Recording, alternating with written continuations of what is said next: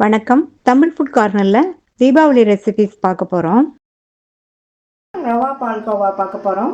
இந்த கப்பில் அரை கப் வறுத்த ரவை எடுத்து வச்சுருக்கேன். இந்த டிஷ்ஷுக்கு வறுத்த ரவை தான் சேர்க்கணும். சப்போஸ் ஒரு வேளை உங்கள்கிட்ட வறுக்காத ரவை இருந்ததுன்னா ரவையை வறுத்துக்கங்க. ரவை எடுத்த கப்புலேயே நீங்கள் மற்ற எல்லா இன்க்ரீடியன்ஸையும் அளந்துக்கங்க. ரவை எடுத்த அதே கப்லேயே தண்ணி சேர்க்காத திக்கான பால் 2 கப் பாலை இதில் சேர்த்துக்கலாம். காய்ச்சின பால் காய்ச்சாத பால் எதுனாலும் சேர்த்துக்கங்க. ஆனால் பால் வந்து நல்லா திக்காக இருக்கணும். பால் லேசாக சூடாகி வரும்போது நம்ம எடுத்து வச்ச ரவையை இதில் சேர்த்துடலாம். ஸ்டவ்வை லோ ஃப்ளேம்லேயே வச்சு கலந்து கொடுங்க. 1 நிமிஷம் போல் கலந்து விட்டுக்கலாம். அடுத்து இதில் நம்ம ரவை எடுத்த கப்லேயே 1 கப் அளவுக்கு பால் பவுடரை இதில் சேர்த்துக்கலாம். ஸ்டவ் லோ ஃப்ளேம்லேயே இருக்கட்டும். இது நல்லா கெட்டியாகி வர வரைக்கும் இந்த மாதிரி கிண்டி கொடுத்துட்டே இருப்போம். இன்னுமே நல்லா கெட்டியாகி வரணும். இந்த மாதிரி கொஞ்சம் கூட கட்டியே இல்லாத அளவுக்கு நம்ம கலந்து கொடுத்துக்கணும். இப்போ நல்லா கெட்டியாகி வந்துருச்சு. இந்த ஸ்டேஜில் தான் நம்ம சர்க்கரை சேர்க்கணும். இப்போ இதில் 1 கப் சர்க்கரையை இதில் சேர்த்துடலாம். ஃபஸ்ட்டு இதை நல்லா கலந்து கொடுத்துடலாம். சேர்த்த சர்க்கரையெல்லாம் நல்லா மெல்ட் ஆகி வரும். நல்லா தளதளன்னு இருக்குது. கட்டி இல்லாமல் நல்லா கலந்து விட்டாச்சு. இந்த கன்சிஸ்டன்சி வந்ததுக்கப்புறமா இது கூட ஒரு 1/2 டீஸ்பூன் ஏலக்காய் பவுடரும் 3 டேபிள் ஸ்பூன் அளவுக்கு நெய்யும் சேர்த்துக்கலாம். நெய்யும் ஏலக்காய் பவுடரும் சேர்த்ததுக்கப்புறமா நல்லா ஒரு தடவை ஒன்று போல் மிக்ஸ் பண்ணி விட்டுறலாம். யூஸ்வலாக பால் மட்டும் வச்சு செய்கிற பால்கோவா வந்து லேட் ஆகும். இதை வந்து நம்ம நினச்ச மாத்திரத்தில் டக்குன்னு செஞ்சிடலாம். நம்ம சேர்த்த நெய்யெல்லாம் நல்லா உள்ளே இழுத்துருச்சு. பால்கோவா நல்லா பேனில் ஒட்டாமல் கரெக்டாக வந்திருக்கு. இந்த கன்சிஸ்டன்சி கரெக்டாக இருக்கும். இது ஆறுனதுக்கப்புறம் இன்னுமே கெட்டியாகும். இப்போ ஸ்டவ் ஆஃப் பண்ணிவிட்டு வேறு பவுலுக்கு மாற்றிடலாம். ரொம்ப சுலபமான முறையில் சுவையான பால்கோவா ரெடி ஆயிடுச்சு. கார்னிஷிங்காக கொஞ்சமாக மேலே பிஸ்தா சேர்த்துருக்கேன். இதை இன்னும் அழகாக கடையில் கிடைக்கிற மாதிரி வேணும்னு விருப்பப்பட்டீங்கன்னா இந்த மாதிரி சின்ன சின்ன பேக்காக மடித்து வச்சுக்கோங்க.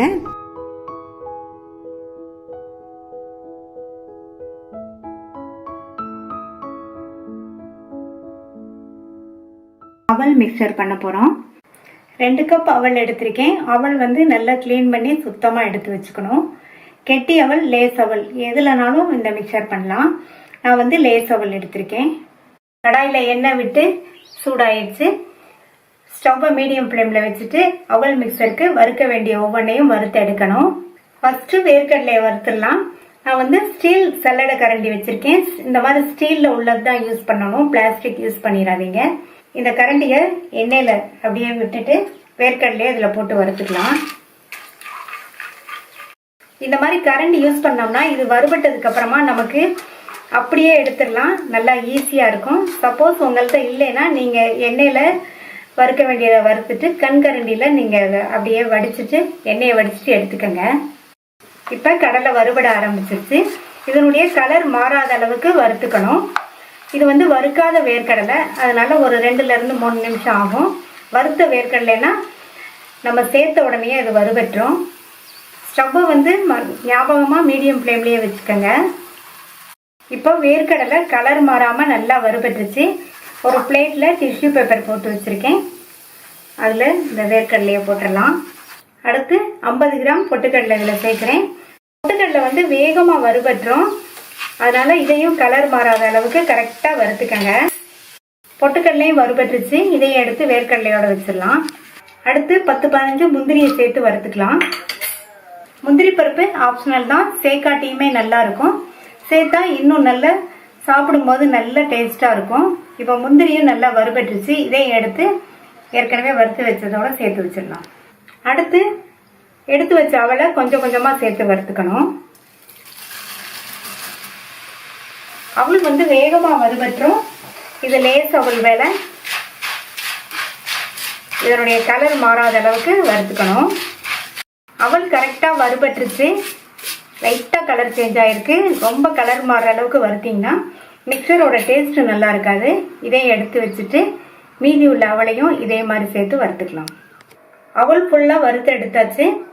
அடுத்து 7-8 பூண்டை இடித்து வச்சுருக்கேன், அதை சேர்த்து வறுத்துக்கலாம். பூண்டை நீங்கள் தோலோடையே இடிச்சுக்கங்க, அப்போ தான் நல்லா வாசனையாக இருக்கும். பூண்டோட ஈரத்தன்மை போகிற அளவுக்கு நல்லா மொறுமொறுன்னு வறுத்துக்கணும். இந்த பூண்டு சேர்க்கறதுனால மிக்சர் நல்ல டேஸ்ட்டாக இருக்கும். சப்போஸ் உங்களுக்கு பூண்டு வாசனை பிடிக்கலைன்னா நீங்கள் இதை ஸ்கிப் பண்ணிவிட்டு கடைசியாக பெருங்காய பவுடர் கூட கொஞ்சம் சேர்த்துக்கலாம். பூண்டோட ஈரத்தன்மை போகிற அளவுக்கு நல்லா மொறுமொறுன்னு வறுத்துக்கணும், இல்லைன்னா மிக்சர் நமத்து போயிடும். இப்போ நல்லா வறுபட்டுருச்சு, இதையும் எடுத்து அதோட சேர்த்து வச்சிடலாம். கடைசியாக ஸ்டவ்வை ஆஃப் பண்ணிவிட்டு உலர்ந்த கருவேப்பிலை சேர்த்து வறுத்துக்கலாம். இந்த சூட்லேயே கருவேப்பிலை வறுபட்டுரும். இது நல்லா மொறுமொறுன்னு வர வரைக்கும் வறுத்துக்கணும். இப்போ கருவேப்பிலையும் வறுபட்டுருச்சு. இந்த கருவேப்பிலையும் மிக்சருக்கு நல்ல வாசனை கொடுக்கும். இதையும் அது கூட சேர்த்துடலாம். நம்ம வறுத்து வச்ச எல்லாத்தையும் இந்த மிக்சிங் பவுலில் சேர்த்துடலாம்.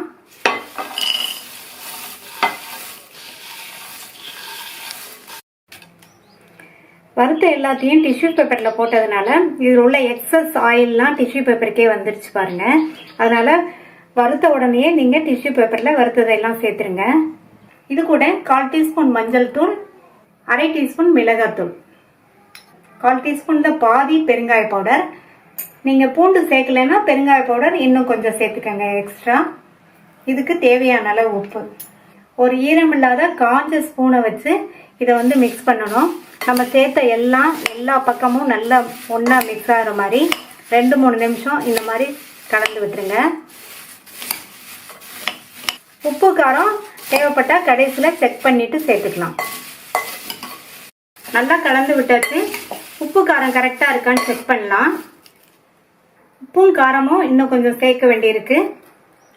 கொஞ்சம் உப்பும் கொஞ்சமாக தனி மிளகாத்தூளும் சேர்த்துக்கலாம். இதுக்கு தனி மிளகாத்தூள் தான் சேர்க்கணும். நீங்கள் குழம்பு தூளோ சாம்பார் தூளோ வேறு எதையும் சேர்த்துறாதீங்க. மறுபடியும் நல்லா ஒன்றா மிக்ஸ் பண்ணி விட்டுடலாம். நல்லா கலந்து விட்டாச்சு. எல்லாரும் விரும்பி சாப்பிட்ற மாதிரி மொறுமொறுன்னு டேஸ்டான அவல் மிக்சர் ரெடி.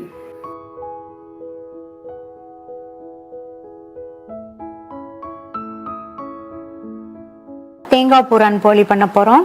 போலிக்கு மாவு பிசைஞ்சுக்கலாம். இந்த பாத்திரத்தில் 1/4 கிலோ மைதா, 1/4 டீஸ்பூன் மஞ்சள் தூள், மேல் மாவு சுவைக்காக 2 பிஞ்ச் உப்பு.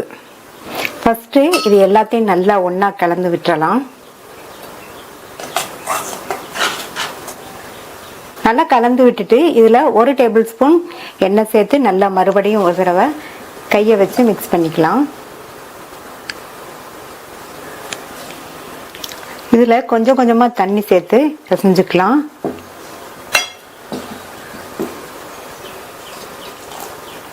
தண்ணியை மொத்தமாக ஊற்றிடாம கொஞ்சம் கொஞ்சமாக சேர்த்து சப்பாத்தி மாவோட கொஞ்சம் தளர்வாக இருக்கிற மாதிரி பிசைஞ்சுக்கணும். கொஞ்சம் கொஞ்சமாக தண்ணி சேர்த்து பிசைஞ்சாச்சு. மாவு பார்த்திங்கன்னா சப்பாத்தி மாவோட கொஞ்சம் தளர்வாக இருக்குது.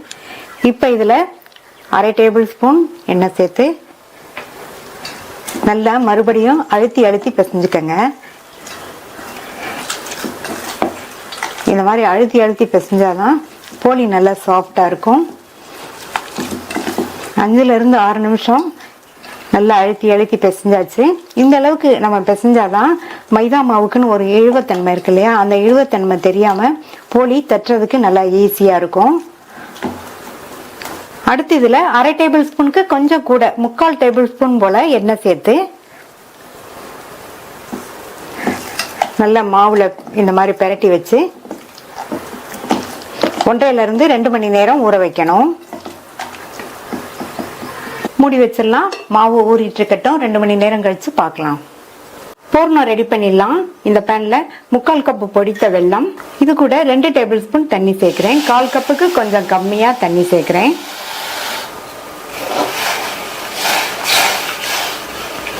இந்த வெல்லம் நல்லா கரைஞ்சு வரட்டும். வெல்லம் கரைஞ்சா மட்டும் போதும், பாகுபதம் எதுவும் பார்க்க வேண்டியதில்லை. வெல்லம் நல்லா கரைஞ்சிருச்சு. இதை வடிகட்டி தனியா எடுத்து வச்சுக்கலாம்.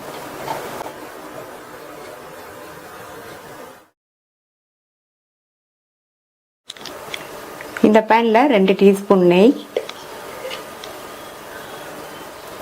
உருகுனதும் இதுல 1/2 கப் ஃப்ரெஷ்ஷான தேங்காய் துருவல் சேர்த்துட்டு நிதானமான தீயில வச்சு இந்த தேங்காய் துருவலை 4-5 நிமிஷத்துக்கு வதக்கிட்டோம்னா தேங்காய் துருவலில் உள்ள ஈரப்பதம்லாம் போயிடும். பூரணமும் நல்ல வாசனையா இருக்கும். 5 நிமிஷமா நிதானமான தீயில வச்சு வதக்கியாச்சு. தேங்காய் துருவல்லாம் நல்லா வதங்கி அதில் உள்ள ஈரப்பதம்லாம் போய் நல்ல ஒரு வாசனையா இருக்கு. இது கூட நம்ம வடிகட்டி வச்ச வெள்ளை கரைசலை சேர்த்துக்கலாம்.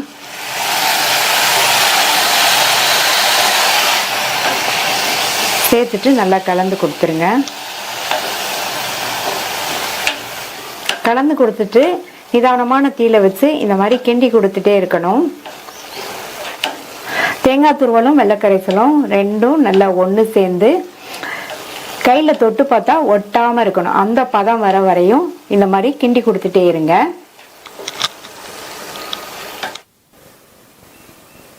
இப்போ கையில் தொட்டு பார்த்தோம்னா ஒட்டாமல் வருது.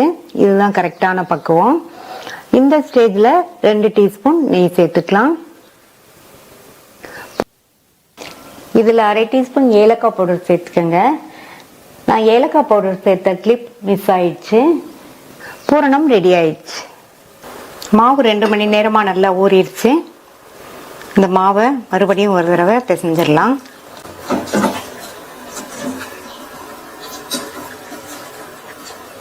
பிசைஞ்சாச்சு. இப்போ இந்த மாவை தனித்தனி உருண்டைகளாக பிரித்து வச்சிடலாம்.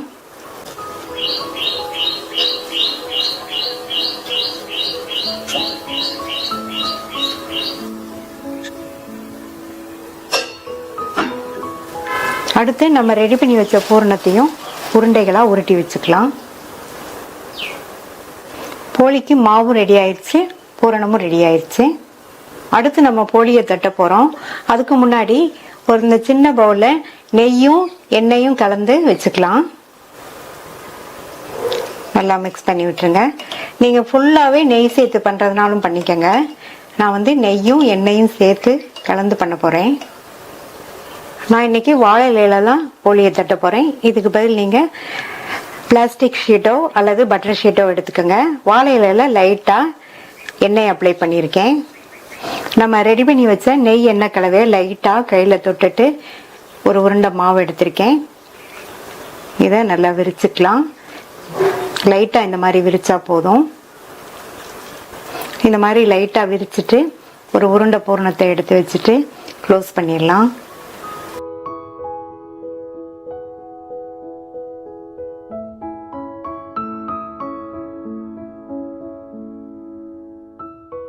க்ளோஸ் பண்ணிட்டு இதை திருப்பி போட்டுட்டு லைட்டாக நெய் அல்லது எண்ணெயை தொட்டுட்டு நல்லா பெருசாக தட்டிக்கலாம்.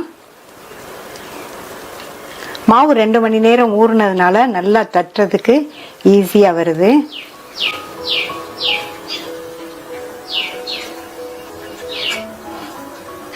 ரொம்ப திக்காவும் இல்லாமல் மெல்லிசாவும் இல்லாமல் எந்த அளவு திக்னஸ்க்கு தட்டியாச்சு.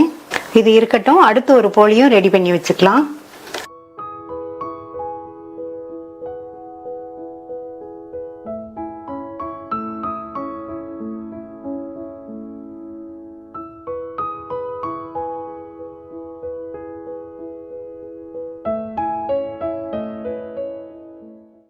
அவ்வளோதான், போலியை போட்டு எடுத்துடலாம். இப்போ போலியை போடுறதுக்கு தோசைக்கல் போட்டு சூடாயிடுச்சு. நம்ம தட்டி வச்ச போலியை இலையோடையே எடுத்து இப்படியே வச்சுட்டு லைட்டாக இந்த மாதிரி எடுத்துட்டிங்கன்னா வந்துடும். ஸ்டவ்வை மீடியம் ஃப்ளேமில் வச்சுருங்க. மேலே கொஞ்சமாக நெய் சேர்த்துட்டு அந்த சைடு 2 நிமிஷம் வெந்ததுக்கப்புறமா திருப்பி போட்டுக்கலாம். இப்போ 2 நிமிஷம் ஆச்சு. திருப்பி போட்டுட்டு இந்த சைடும் கொஞ்சமாக நெய் விட்டுக்கலாம். இப்போ பாருங்கள், நல்ல போலி உப்பி வருது. இந்த மாதிரி உப்பு வெந்ததுன்னா சூப்பரான சாஃப்ட்னஸில் இருக்கும். திருப்பி போட்டுட்டு மறுபடியும் அந்த சைடு வெந்ததுக்கப்புறமா எடுத்துடலாம்.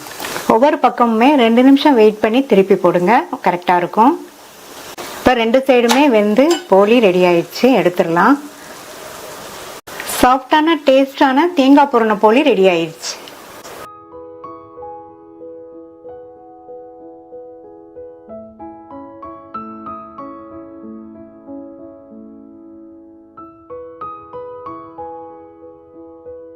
புழுங்கரிசி முறுக்கு பண்ண போகிறோம். முறுக்கு பண்ணுறதுக்காக 1 கிலோ புழுங்கல் அரிசி, அதாவது இட்லி அரிசியை கழுவி காய வச்சு எடுத்து வச்சுருக்கேன். அந்த அரிசியை இந்த பவுலில் சேர்த்துக்கலாம். 1 கிலோ புழுங்கல் அரிசிக்கு 75 கிராம் உளுந்தை வந்து இதில் சேர்த்துக்கலாம். இந்த அளவு உளுந்தே போதுமானதாக இருக்கும். பச்சரிசினா நம்ம அதிகமான அளவு உளுந்து சேர்க்கணும். புழுங்கல் அரிசிக்கு அவ்வளவு தேவைப்படாது. இப்போ இந்த உளுந்தை வந்து வறுத்துக்கலாம். முறுக்குக்கு உளுந்து வறுக்கிறது ரொம்ப முக்கியம். உளுந்து வந்து சிவந்துடக்கூடாது, வறுபட்டு வாசனை வரணும். அதே மாதிரி கையில் எடுத்து பார்த்தா கை பொறுக்கிற அளவு சூடு இருக்கணும். இந்த அளவுக்கு வறுத்தா போதும். இப்போ வறுத்தாச்சு, இதை எடுத்து தனியாக வச்சிடலாம். அடுத்து 100 கிராம் பொட்டுக்கடலை இதில் சேர்த்துக்கலாம். ஏற்கனவே பொட்டுக்கடலை கிறிஸ்பாக தான் இருக்கும். இருந்தாலும் லைட்டாக வந்து இதை நான் வறுத்துட்டோம்னா நமக்கு வந்து மாவு அரைக்கிறதுக்கு சரியாக இருக்கும். லேசாக மட்டும் வறுத்தா போதும். இப்போ பொட்டுக்கடலையும் லைட்டாக சூடு ஏறிடுச்சு. இதையும் எடுத்து மாற்றி வச்சிடலாம். எடுத்து வச்ச அரிசியோட வறுத்த உளுந்து வறுத்த பொட்டுக்கடலை ரெண்டையும் சேர்த்துட்டு நல்லா ஒரு தடவை கலந்து விட்டுட்டு வேறொரு பாத்திரத்துக்கு மாற்றி மிஷினில் கொடுத்து அரைச்சிட்டு வந்துடலாம். மாவு அரைச்சிட்டு வந்தாச்சு. அரைச்ச மாவுலேருந்து 2 கப் மாவை இந்த பவுலில் சேர்த்துக்கலாம். இப்போ இது கூட 1 டீஸ்பூன் சீரகம், நான் வந்து சீரகம் சேர்க்குறேன். நீங்கள் சீரகத்துக்கு பதில் ஓமம் சேர்க்குறதுனாலும் சேர்த்துக்கங்க. 1/4 டீஸ்பூன் பெருங்காய பவுடர், 1 டேபிள் ஸ்பூன் பட்டர் சேர்க்குறேன். நீங்கள் இதுக்கு பதில் சூடான எண்ணெய் 1 டேபிள் ஸ்பூன் சேர்த்துக்கங்க.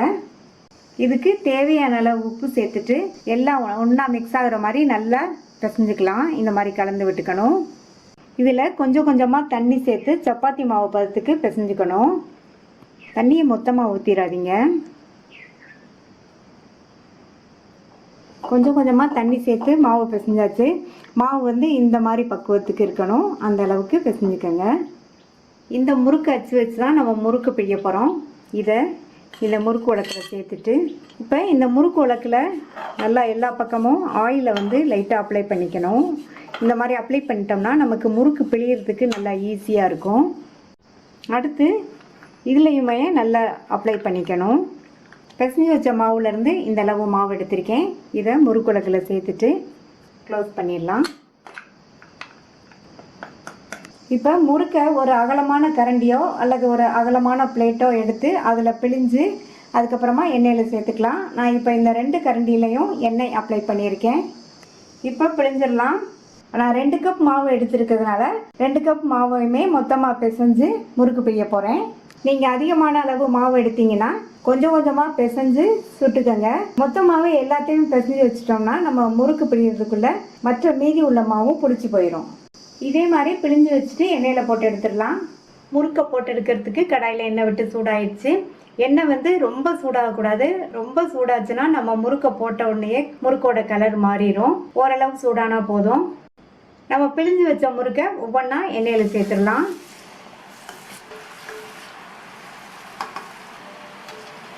முறுக்கை எண்ணெயில் சேர்த்த உடனே ஸ்டவ்வை வந்து மீடியம் ஃப்ளேமில் வச்சுக்கோங்க. உடனே பரட்டி விட வேண்டாம், கொஞ்சம் நேரம் ஆகட்டும். இப்போ கொஞ்சம் நேரம் ஆச்சு. ஒவ்வொரு முறுக்கா திருப்பி போட்டுக்கலாம். நல்லா பரட்டி விட்டு எண்ணெயோட சலசலப்பு சத்தம்லாம் அடங்கிடுச்சு. இப்போ எடுத்தால் கரெக்டாக இருக்கும். எடுத்துடலாம். மீதி உள்ளதையும் இதே மாதிரி போட்டு எடுத்துடலாம். நல்லா மொறுன்னு புழுங்கல் அரிசி முறுக்கு ரெடி ஆயிடுச்சு.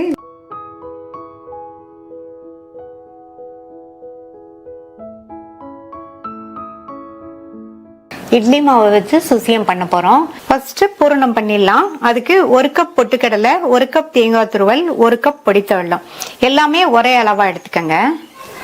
பொட்டுக்கடலையை இந்த பேன்ல சேர்த்துட்டு இது கூட நம்ம பொட்டுக்கடலை எடுத்த கப்லயே 3/4 கப் அளவுக்கு தண்ணி சேர்க்கிறேன். நம்ம சேர்த்து தண்ணி கொதிச்சதுக்கு அப்புறமா மூடி போட்டு ஒரு 3 நிமிஷத்துக்கு வேக வச்சுக்கலாம். இப்ப 3 நிமிஷம் ஆச்சு. இதுல தண்ணி கொஞ்சம் இருக்கு. மூடி போடாம ஓப்பன்லயே மறுபடியும் ஒரு 2 நிமிஷத்துக்கு வேக வச்சுக்கோங்க. மறுபடியும் ஒரு 2 நிமிஷம் ஓப்பன்லயே வெந்துருச்சு. இப்ப பாத்தீங்கன்னா நசுக்கி பார்த்தோம்னா இந்த மாதிரி நசுங்கும். இப்ப இதை எடுத்து வச்சு ஆற வச்சலாம். ஆறுனதுக்கு அப்புறமா மிக்ஸி ஜார்ல சேர்த்திருக்கேன். இதுல கொஞ்சமா தண்ணி சேர்த்து நல்லா நைஸ் விழுத அரைச்சுக்கலாம். இதுல எடுத்து வச்ச 1 கப் வெல்லத்தை சேர்த்து, வெல்லம் எடுத்த கப்லயே 1/2 கப் தண்ணி சேர்த்திருக்கேன். இந்த வெல்லத்தை நல்லா கரைய விட்டுருங்க. இப்ப வெல்லம் நல்லா கரைஞ்சிருச்சு. இதை வடிகட்டி தனியா எடுத்து வச்சுக்கலாம். அடுத்து இந்த பேன்ல 1 டீஸ்பூன் நெய் சேர்த்திருக்கேன். இந்த நெய் உருகுனதும் இதுல எடுத்து வச்ச தேங்காய் துருவலை சேர்த்துட்டு வாசனை வர வரையும் 2-3 நிமிஷத்துக்கு வதக்கிக்கங்க. மிதமான தீயில வச்சு வதக்கணும். இப்ப தேங்காய் துருவல் வதங்கி நல்லா வாசனை வந்துருச்சு. இது கூட நம்ம வடிகட்டி வச்ச வெள்ளை கரைசலை சேர்த்துக்கலாம். கூடவே நம்ம நைஸா அரைச்ச அந்த பொட்டுக்கடலை விழுதையும் சேர்க்கிறேன். பொட்டுக்கடலை விழுது சேர்த்து நல்லா கலந்து விட்டுறலாம்.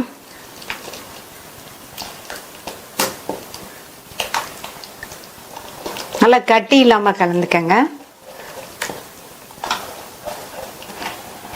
நல்லா கலந்து விட்டுட்டு இது கூட வாசனைக்கு 1 டீஸ்பூன் ஏலக்காய் பவுடர் சேர்க்கிறேன். ஏலக்காய் பவுடர் சேர்த்து நல்லா கலந்து விட்டுட்டே இருங்க. இது எல்லாம் நல்லா ஒன்று சேர்ந்து கெட்டியாகி வர வரைக்கும் இருக்கட்டும். இடையில இந்த மாதிரி கிண்டி கிண்டி கொடுங்க. நிதானமான தீயில வச்சு 6 நிமிஷம் போல கிண்டி நல்லா கெட்டியாகி வந்திருக்கு பாருங்க. இன்னும் ஒரு 2 நிமிஷம் இருந்ததுன்னா இன்னுமே நல்லா திக்காகி வந்துடும். 2 நிமிஷத்துக்கு இந்த மாதிரி கிண்டி கொடுங்க. இப்ப 2 நிமிஷம் ஆச்சு. நல்லா திக்காகி வந்துருச்சு பாருங்க. இது ஆறுச்சுன்னா உருண்டை பிடிக்கிற பக்குவத்துக்கு கரெக்டா இருக்கும். அடுத்து இதுல 1 டீஸ்பூன் நெய் சேர்க்கிறேன். நெய் சேர்த்துட்டு நல்லா ஒரு தடவை மிக்ஸ் பண்ணி விட்டுட்டு ஆற விட்டுறலாம். ரெடி பண்ண பூரணத்தை பிளேட்டுக்கு மாத்தி வச்சிருக்கேன். நல்லா ஆறிடுச்சு. உருண்டை பிடிக்கிற பக்குவத்துக்கு இருக்கு. இதுல இருந்து உங்களுக்கு எந்த சைஸ்க்கு வேணுமோ அந்த சைஸ்க்கு எடுத்து உருண்டைகளா உருட்டி வச்சுக்கலாம். கடலைப்பருப்பு வச்சு பூரணம் பண்ணணும்னா லேட் ஆகும். கடலைப்பருப்பை ஊற வைக்கணும், வேக வைக்கணும். இந்த மாதிரி பொட்டுக்கடலை வச்சு நம்ம பண்ணும்போது ரொம்ப ஈஸியா வேகமா செஞ்சிடலாம். டேஸ்டும் சூப்பரா இருக்கும். இதே மாதிரி எல்லாத்தையும் உருண்டைகளா பிடிச்சு வச்சிடலாம். இந்த பாத்திரத்துல கரெக்டான புளிப்புள்ள இட்லி மாவு நம்ம பொட்டுக்கடலை எடுத்தோம் இல்லையா, அந்த கப்ல 2 கப் எடுத்து வச்சிருக்கேன். இதுக்கு புளிப்புள்ளாத இட்லி மாவும் எடுத்துக்கலாம். நீங்க புளிக்காத இட்லி மாவு எடுத்தீங்கன்னா கொஞ்சமா சமையல் சோடா சேர்க்கணும். இப்ப இது கூட 1/4 கப் மைதா சேர்த்துக்கலாம். சேர்த்துட்டு நல்லா கலந்து விட்டுருங்க.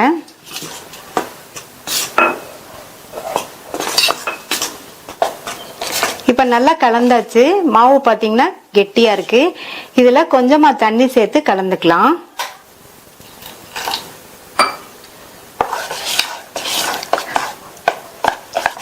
நான் 2 டேபிள் ஸ்பூன் தண்ணி சேர்த்து கலந்துருக்கேன். மாவு பாத்தீங்கன்னா இந்த அளவு பக்குவத்துக்கு இருக்கணும். ரொம்ப தோசை மாவு பக்குவத்துக்கு கரைச்சிடாதீங்க. தோசை மாவு பக்குவத்துக்கு கரைச்சிட்டிங்கன்னா நம்ம அந்த பூரணத்தை இந்த மாவுல கோட் பண்ணி எண்ணெயில போடும்போது அது கரெக்டா வராது. கடாயில எண்ணெய் விட்டு சூடாயிடுச்சு. ரெடி பண்ணி வச்ச பூரணத்துல ஒவ்வொரு உருண்டையா எடுத்து மாவுல நல்லா இந்த மாதிரி டிப் பண்ணிட்டு எண்ணெயில சேர்த்துடலாம்.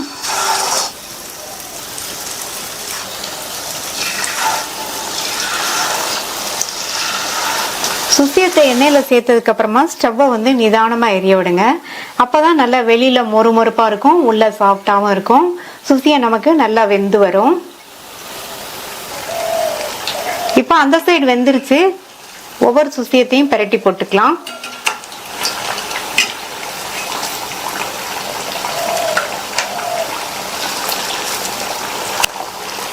நல்லா இந்த மாதிரி பிரட்டி பிரட்டி போட்டு பொன்னிறமா வந்ததுக்கு அப்புறமா எடுத்துடலாம்.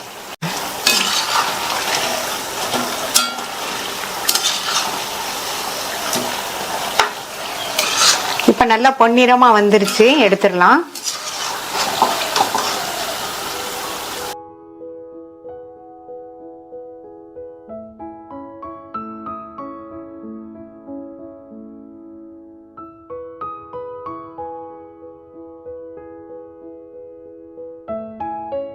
ஓமப்பொடி பண்ண போறோம். 3 டீஸ்பூன் ஓமத்தை இந்த பேன்ல சேர்த்துட்டு நல்ல வாசனை வர வரையும் வறுத்துக்கலாம். ஓமத்தை கருக விட்டுறக்கூடாது. இந்த மாதிரி பக்கத்திலேயே இருந்து கிண்டி விட்டுட்டோம்னா கருகாம நல்லா கரெக்டாக வறுபட்டுரும். இப்போ வறுபட்டு நல்ல வாசனை வந்துருச்சு. இதை இந்த பவுலுக்கு மாற்றி வச்சிடலாம்.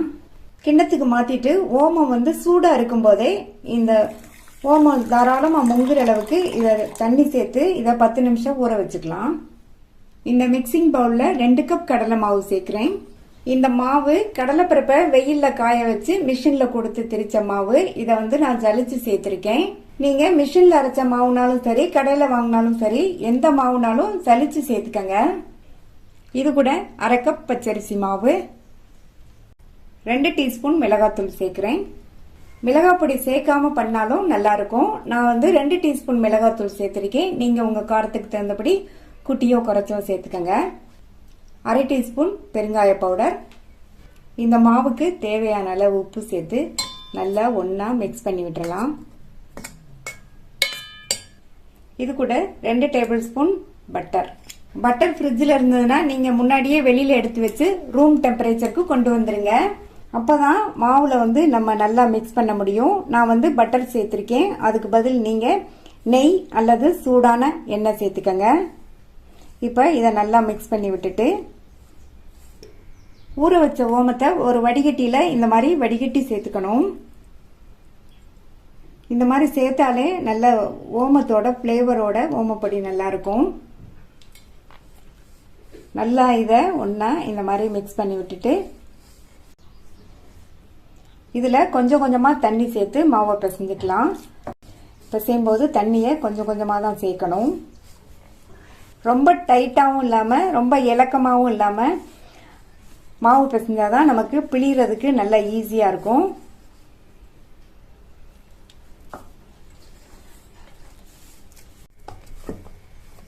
மாவு பிசைஞ்சாச்சு. மாவு வந்து இந்த மாதிரி பக்குவத்துக்கு பிசைஞ்சுக்கணும். அப்போதான் ஓமப்பொடி பிழியறதுக்கும் ஈஸியாக இருக்கும். ஓமப்பொடியோட டெக்ஸ்சரும் நல்லா இருக்கும். இந்த அச்சு வச்சு தான் ஓமப்பொடி பிழிய போகிறோம். இதை இதில் சேர்த்துட்டு இந்த முறுக்கு உலக்கில் வந்து இதை ஃபிக்ஸ் பண்ணிடலாம். இதில் எல்லா பக்கமும் நல்லா எண்ணெயை அப்ளை பண்ணிட்டு இந்த அளவு மாவு எடுத்து உள்ளே வச்சிடலாம். மீதி மாவை மூடி வச்சிருங்க. அப்போ தான் காஞ்சி போகாமல் இருக்கும். இப்போ இதை க்ளோஸ் பண்ணிடலாம். கடாயில் எண்ணெய் விட்டு சூடாயிடுச்சு. எண்ணெய் வந்து ரொம்ப சூடாகக்கூடாது. மீடியம் ஹீட்டில் இருக்கும்போதே நம்ம பிழிஞ்சிடணும். இப்போ பிழிஞ்சிடலாம்.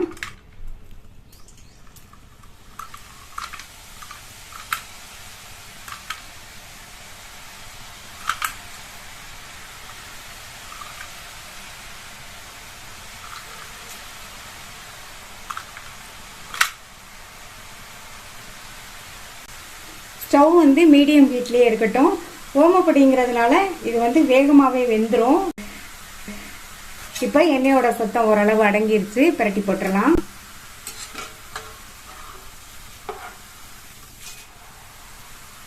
திருப்பி போட்டதுக்கு அப்புறமுமே வேகமாக வெந்துடும். இப்போ வந்து வெந்துருச்சு, எடுத்துடலாம். நல்லா எண்ணெயை வடிச்சிட்டு இப்போ நம்மளுடைய ஓமப்பொடி சூப்பராக ரெடி ஆயிடுச்சு. மீதி உள்ளதையும் இதே மாதிரி பிழிஞ்சு எடுத்துடலாம்.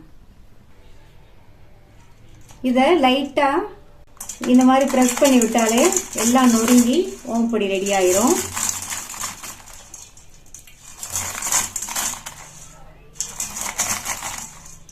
இந்த ஓமப்பொடி எவ்வளோ மொறுமொறுப்பாக இருக்குன்னு பாருங்க.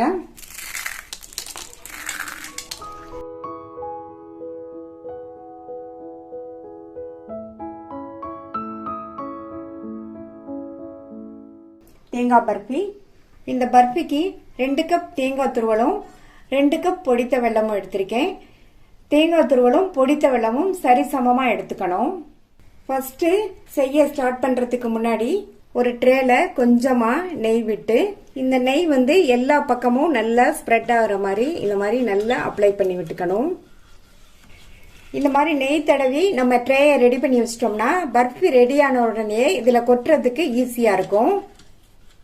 ஸ்டவ்வில் ஒரு பேன் போட்டிருக்கேன். அதில் 2 டீஸ்பூன் நெய் சேர்த்துக்கலாம். நெய் சூடாயிடுச்சு. அதில் நம்ம எடுத்து வச்ச 2 கப் தேங்காய் துருவலை சேர்த்துட்டு தேங்காயில் உள்ள ப்ரௌன் பகுதியை நீக்கிட்டு துருவி வச்சுக்கணும். அப்போ தான் பர்ஃபி நல்லா சாஃப்டாக இருக்கும். மிதமான தீயில வச்சு இந்த தேங்காய் துருவலை வாசனை வர வரையும் வதக்கிக்கணும். தேங்காய் துருவல் ட்ரை ஆகிற வரையும் வதக்க வேண்டியதில்லை. 1லேருந்து ஒரு 1.5 நிமிஷம் போல் வதக்கினா போதும். 1 நிமிஷமா வதக்கி வாசனை வந்துருச்சு. இந்த மாதிரி வதக்கிக்கணும், ட்ரை ஆக விடக்கூடாது. அடுத்து இதில் எடுத்து வச்ச 2 கப் பொடித்த வெல்லத்தை சேர்த்துக்கலாம். நான் சேர்த்துருக்கிறது வந்து ஆர்கானிக் வெல்லம், அதனால் இதில் வந்து கல் மண் எதுவும் இருக்காது. வெல்லத்தை சேர்த்துட்டு நல்லா ஒன்றா மிக்ஸ் ஆகிற மாதிரி இந்த மாதிரி கிண்டி கொடுத்துட்டே இருங்க. வெல்லம் சேர்த்து நல்லா ஒரு தடவை மிக்ஸ் பண்ணி விட்டுட்டு இது கூட 2 டேபிள் ஸ்பூன் தண்ணி சேர்த்துக்கலாம். தண்ணி சேர்த்துட்டு மறுபடியும் இந்த மாதிரி கிண்டி கொடுத்துட்டே இருங்க. இந்த வெல்லம் வந்து நல்லா கரைஞ்சி வரட்டும். சேர்த்த வெல்லம்லாம் நல்லா கரைஞ்சிருச்சு. இந்த ஸ்டேஜில் இது கூட 1/4 டீஸ்பூன் ஏலக்காய் பவுடர் சேர்த்துட்டு மறுபடியும் இந்த மாதிரி கிண்டி கொடுத்துட்டே இருக்கணும். இந்த வெல்லமும் தேங்காய் துருவலும் ரெண்டுமே நல்லா ஒன்று சேர்ந்து வர வரைக்கும் இந்த மாதிரி கிண்டி கொடுத்துட்டே இருக்கணும். ஸ்டவ்வை வந்து மிதமான தீயில வச்சு தான் நம்ம இந்த மாதிரி கிண்டி கொடுக்கணும். இந்த பர்ஃபி பண்ணுறதுக்கு நெய்யும் அதிகமாக தேவையில்லை, ரொம்ப ஈஸியாகவும் வேகமாகவும் செஞ்சிடலாம். பொதுவாக தேங்காய் பர்ஃபிக்கு வெள்ளை சக்கரை சேர்த்து நம்ம பண்ணுவோம். இன்றைக்கி வந்து இந்த மாதிரி பொடித்த வெல்லம் சேர்த்து பண்ணுறது வந்து உடம்புக்கும் ரொம்ப நல்லது. நல்லா கலர்ஃபுல்லாகவும் இருக்கும், டேஸ்ட்டும் ரொம்ப ரொம்ப சூப்பராக இருக்கும். இன்னுமே கிண்டி கிடுத்துட்டே இருப்போம். வெல்லமும் தேங்காய் துருவலும் ஓரளவு ஒன்று சேர்ந்து வந்திருக்கு. இன்னுமே நல்லா ஒன்று சேர்ந்து வரணும். அது வரைக்குமே மிதமான தீயில வச்சு இந்த மாதிரி கிண்டி கொடுத்துட்டே இருக்கணும். இப்போ நல்லா ஒன்று சேர்ந்து இந்த அளவுக்கு கெட்டியாகி வந்துருச்சு. இப்போ ஸ்டவ் ஆஃப் பண்ணிட்டு நம்ம உடனே அந்த நெய் தடவின ட்ரேக்கு மாற்றிடலாம். ஒரு ஸ்பூனில் பேக் சைடு நெய் லைட்டாக தடவிட்டு இதை வந்து நல்லா சமப்படுத்தி விட்டுறணும். நல்லா லெவல் பண்ணி விட்டாச்சு. இது செட் ஆகி வெதுவெதுப்பான சூடு வரும்போது நம்ம கட் பண்ணி பீஸ் போட்டுக்கலாம். செட் ஆகி வர்றதுக்கு மினிமம் 1/2 hour ஆகும். நல்லா செட் ஆயிடுச்சு, வெதுவெதுப்பாக இருக்கு. இப்போ கட் பண்ணிடலாம்.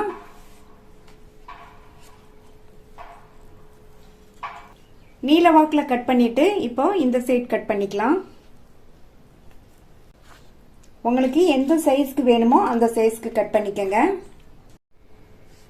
இப்போ எடுத்தோம்னா நல்லா அழகாக வந்துடும். நல்லா சூப்பராக ஜூஸியாக சாஃப்டான தேங்காய் பர்ஃபி கிடச்சிருக்கு. நீங்களும் இந்த வெல்லம் சேர்த்த தேங்காய் பர்ஃபியை ஒரு தடவை ட்ரை பண்ணி பாருங்கள். ட்ரை பண்ணி பார்த்துட்டு உங்கள் கமெண்ட்ஸை சொல்லுங்கள். தேங்க்யூ.